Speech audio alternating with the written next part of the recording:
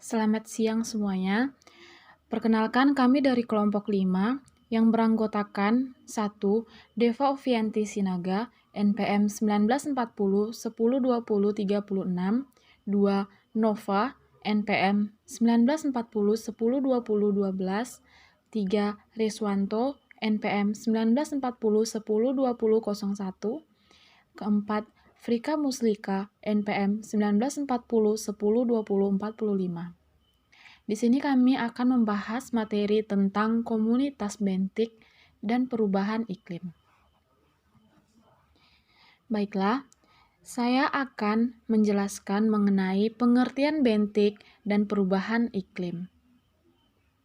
Zona bentik merupakan wilayah ekologi pada bagian terendah atau danau, termasuk permukaan sedimen dan lapisan di bawah permukaan. Organisme yang hidup di zona ini disebut bentos. Umumnya, organisme ini memiliki hubungan dengan zat-zat yang berada atau secara permanen menempel pada lantai dasar. Lapisan tanah terluar yang dibentuk oleh massa air, lapisan bentik merupakan bagian integral bentik.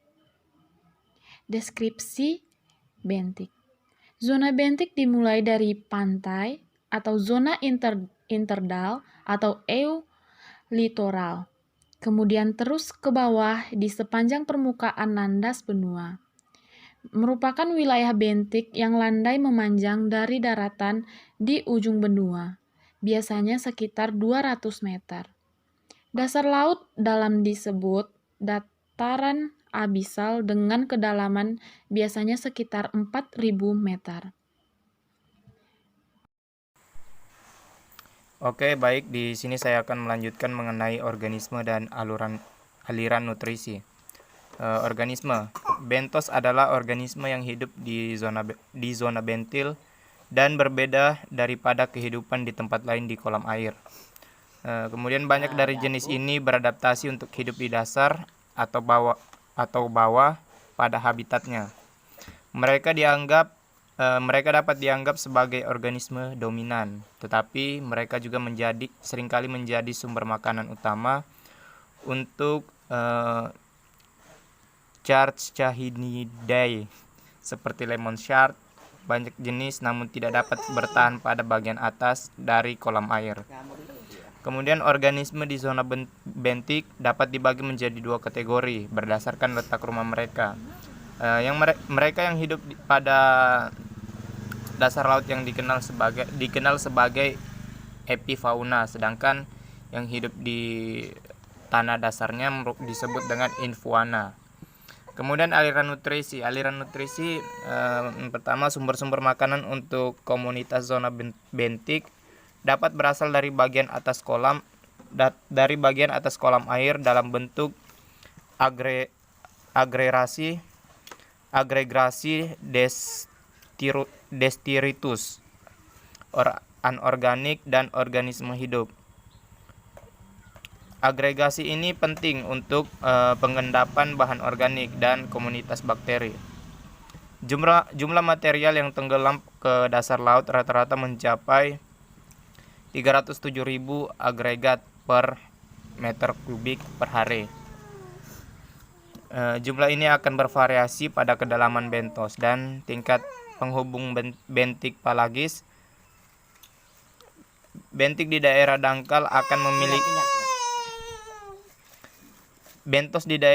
akan memiliki makanan yang lebih banyak dibandingkan dengan bentos yang ada di laut dalam. Kemudian itu habitat dan penelitian ekologi. Habitat. Teknologi pemetaan dasar laut modern telah mengungkapkan hubungan antara geomorfologi dasar laut dan habitat bentik. Komunitas bentik seperti apa yang dengan geomorfologi yang spesifik? Contohnya komunitas terumbu karang air dingin yang berhubungan dengan gunung dan lembah bawah laut. Di lingkungan samudra, habitat bentik juga dapat dikategorikan berdasarkan kedalaman. Dari dangkal terdalam adalah epipelagis kurang dari 200 meter, mesopelagis 200 sampai 100 meter, basial sekitar 1000 sampai 4000 meter, abisal lebih 4.000 sampai 6.000 meter dan terdalam hadal di bawah 6.000 meter.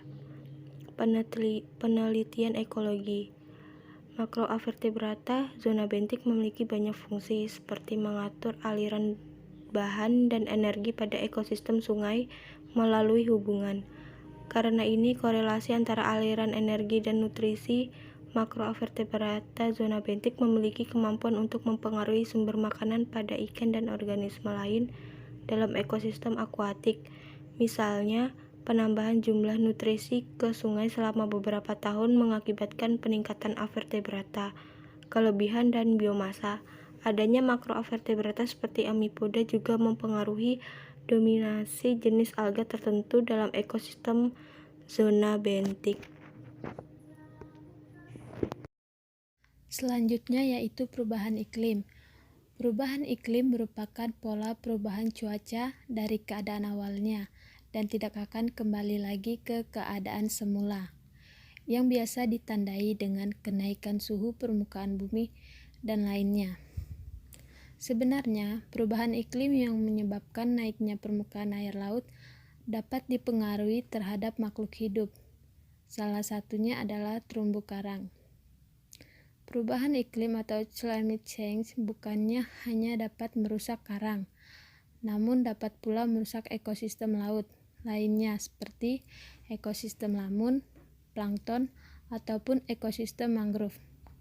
Bertambahnya suhu permukaan laut dan keadaan cuaca yang berubah-ubah merupakan dampak dari kerusakan ekosistem, sehingga organisme laut tidak dapat menyesuaikan diri dengan perubahan yang terjadi.